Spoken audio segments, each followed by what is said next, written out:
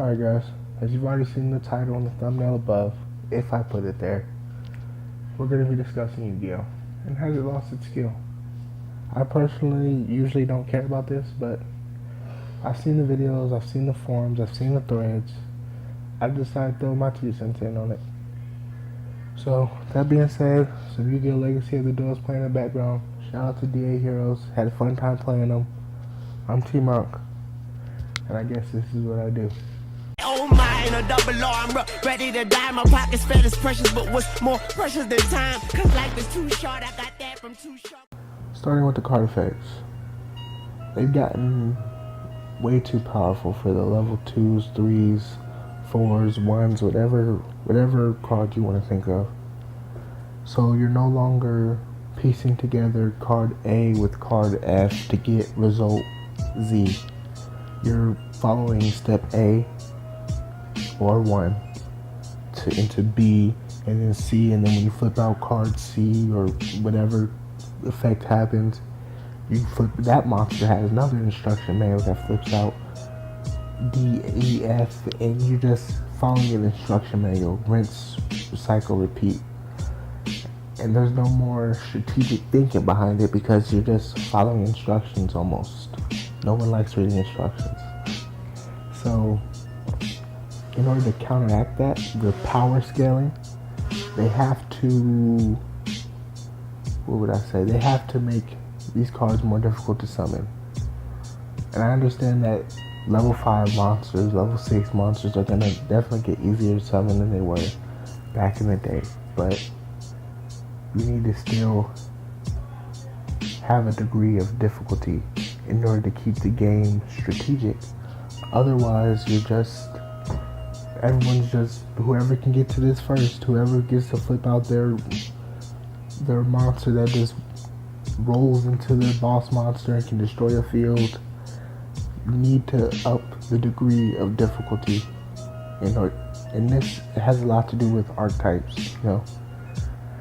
Archetypes, in order to make them viable, you need to have a cohesiveness between them, but they're not being creative with the card effects. They're using the same card effects that they have with the other 2 cards to make the deck cool. You got cool archetypes and all that other stuff, but there is no more strategic chaos. There's only a whole bunch of unison and cohesion, if that's even a word. So it's not really, you're not thinking of anything. What are you really doing to think of this deck? Especially with the internet nowadays, I can look up a deck profile for any single deck that I want and get a pretty prime deck if I have the money. Google right now, Performapal deck layouts or whatever you want to look up. Burning Abyss, Satellar Knight, I don't know, whatever you're into, whatever you think is competitive. If you have the money, you can buy the deck card by card and copy it. And you can even look how people play it and copy it. There's no more controlled chaos that makes these things fun to play. In a card game, do you really want things to be predictable? There shouldn't be there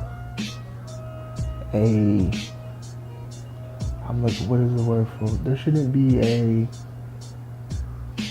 card or cards that pretty much do everything for you, that do everything you need. And it's gotten weird because when you take a look at the ban list, cards like the Giant Truanod or Monster Reborn Monster Reborn. I was thinking Rebirth for a second, but they don't ban that card. But Monster Reborn, there's cards that are just like Monster Reborn. People use Monster Reborn all the time. Every viable archetype, there's a Monster Reborn. So it's not like they banned it because it was too powerful. Giant Truanod, I think there's cards within archetypes or XYZs that do the exact same thing. So I'm not sure why these cards are being banned. Is it just to sell? I guess it is to sell for the archetypes. I guess we know that. We've come to accept that. But is it making the game better? If anything, we could argue archetypes are declining the game. Yeah, it's cool. I like archetypes. Elemental Heroes. I love the layout. Avion is one of my favorite card designs. Sparkman honestly has the best superhero suit to date, and that's even in comics. I mean, that's a great design for that card, but what makes the game tactical? I mean, answer in the comments section below if you have an answer to me. I just don't see the tactical side of the game anymore. I don't see the outthinking your opponent part of the game when a player can flip into any card he wants, and it has a long list of effects that do pretty much everything for him, you know? And that goes into the pendulums. You'll see in the clip. No, actually it wasn't this clip, it was another duel. I had to delete the video, but whatever. These pendulums have a regular card effect, and then they have a spell card effect. Whoever thought of that should slap themselves. You can't just make a card have this paragraphs of effects just to make it cooler. You have to do different things. You have to, or if you're gonna give it a different effect to do, give it something new. Give it something weird. I know after, what is it? Should be about what, maybe 10 years? I don't know how long the game's been around. 5-10 years of creating cards, maybe more. I'm not sure. It gets harder to think of these card effects, but you have a whole creative team of people that I'm sure would love to do this, you know, to think of card effects that are original, unique. But anyways, guys, that's my little spiel, my little rant. Comment in the section below, you know, that's what it's there for. Tell me what you thought of the duel. Like I said earlier in the intro, had a fun time playing DA Heroes. I actually fared better the second time, didn't get to record that clip, but just let me know what you guys think. Comment section below. I'll read every comment. I promise I do. I'll give you a reply. If you would like to duel me, my PSN is right there, static or X-Static X77. Play me sometime, I'm sure you can beat me. That being said, guys, it's time to meditate.